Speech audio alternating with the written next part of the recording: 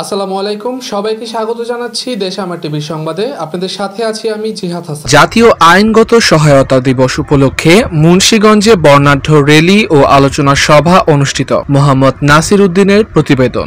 আজ 28 এপ্রিল জাতীয় আইনগত সহায়তা দিবস উপলক্ষে মুন্সিগঞ্জ জেলা লিগ্যাল এইড কমিটির আয়োজনে বর্ণাঢ্য র্যালি ও আলোচনা সভা অনুষ্ঠিত হয়েছে। সকাল 8:30টায় জেলা দায়রা জজ কোর্ট প্রাঙ্গণে প্রথমে বেলুন ও পায়রা উড়িয়ে পরে এক বিশাল বর্ণাঢ্য র্যালি নিয়ে শহরের প্রধান সড়ক দিয়ে পতাকা 71 ও মুন্সিগঞ্জ জেলা প্রেস ক্লাব হয়ে জেলা শিল্পকলা একাডেমির সামনে গিয়ে র্যালিটি শেষ হয়। পরে শিল্পকলা একাডেমির মিলনায়তনে আলোচনা সভার আয়োজন করা হয়। অনুষ্ঠানে সভাপতিত্ব করেন জেলা লিগ্যাল এইড কমিটির চেয়ারম্যান ও সিনিয়র জেলা দায়রা জজ জনাব কাজী আব্দুল হান্নান। এ সময় উপস্থিত ছিলেন মুন্সিগঞ্জ জেলা প্রশাসক জনাব Mohammad Abu Jafar Ripon, BPAA police super জনাব মোহাম্মদ আসলাম খান, জেলা civil surgeon doctor Mohammad Manjurul Alam, chief judicial magistrate Rokeya Rahman, senior judicial magistrate Jasita Islam, জেলা আইনজীবী সমিতির সভাপতি আব্দুল মতিন পিপি, জেলা আইনজীবী সমিতির সাধারণ সম্পাদক মোহাম্মদ হাসান মৃধা সহ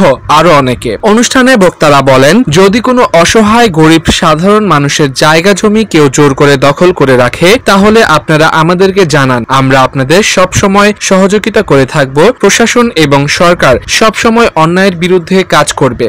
আমরা আমাদের দেশ প্রান্তিক জনগোষ্ঠী তাদের আইনগত সহায়তা পাওয়ার ক্ষেত্রে বিশাল প্রতিবন্ধক আছে। অনেকে খাওয়ার টাকা নেই, তারা কিভাবে মামলা করবে বা আইনগত যে সুবিধা আছে এটা কিভাবে তারা পেতে পারে।